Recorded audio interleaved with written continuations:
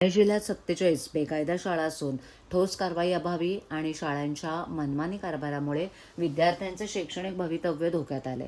ठाण्यातील सीबीएसई बोर्डाच्या सरस्वती आणि युरो शाळेबाबतही शेकडो पालकांनी फी वाढ आणि मनमानी कारभाराबाबत तक्रारी केल्या असून शिक्षण विभागाकडून या शाळांची प्रत्यक्ष पाहणी करून त्रुटी आढळल्यानंतर नोटिसा बजावण्यात येणार असल्याची माहिती आमदार संजय केळकर यांनी दिली. अन्यायकारक फी वाढ, मनमानी कारभार यामुळे संतप्त झालेल्या पालकांनी आमदार संजय केळकर यांच्याकडे धाव घेऊन न्यायाची मागणी केली होती.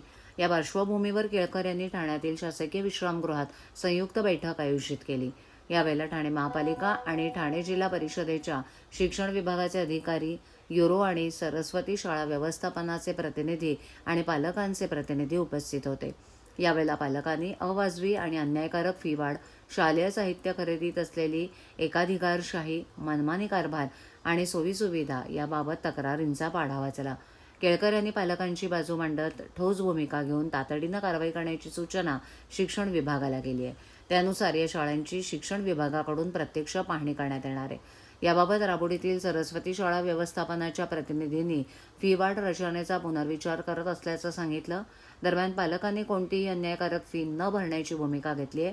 पुस्तकं, गणवेश, पादत्राणं ठराविक दुकानातूनच खरेदी करण्याचं पालकांना बंधनकारक करण्यात आलं असून शिक्षण विभागानं असे कोणतेही निर्देश दिले नसल्याचं केळकर म्हणाले. याबाबत शिक्षण विभागाकडून शाळांना सर्क्युलर पाठवण्यात येणार असल्याचंही त्यांनी माध्यमांना सांगितलंय. सरस्वतीचे ते शेकड्याने पालक माझ्याकडे त्यांनी धाव घेतली आणि त्यांची जी जी काही म्हणणं आहे ते सांगितलं. आणि त्याच्या आधी युरो स्कूल जी आहे घोडबंदर रोडला, तिथल्याही पालकांनी येऊन माझ्याकडे तक्रारीचा पाढा वाचला.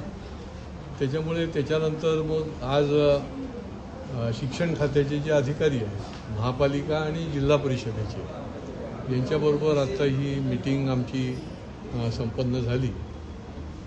CBSEच्या नावाखाली ज्या पद्धतीने फी आकारणी केली जाते ही अजिबात चालणार नाही.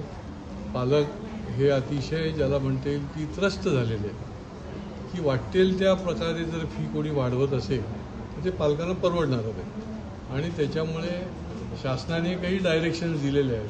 त्या डायरेक्शन्सप्रमाणे पण फीचं स्ट्रक्चर झालं पाहिजे.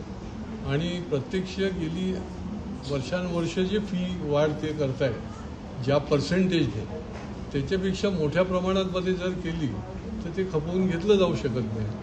आणि त्याच्यामुळे या दोन्ही गोष्टी ज्या आहेत आणि इतर सुविधा आणि दर्जा, त्या ठिकाणी मुलांना मिळत असलेल्या सुविधा या बाबतीतसुद्धा दोन्ही शाळांचं तक्रारी पालकांनी मांडून त्यांनी सांगितलं की या दोन्ही शाळांमध्ये शिक्षण खात्याचे प्रतिनिधी जे आहेत ते त्या ठिकाणी जाऊन इन्स्पेक्शन करणार आहेत.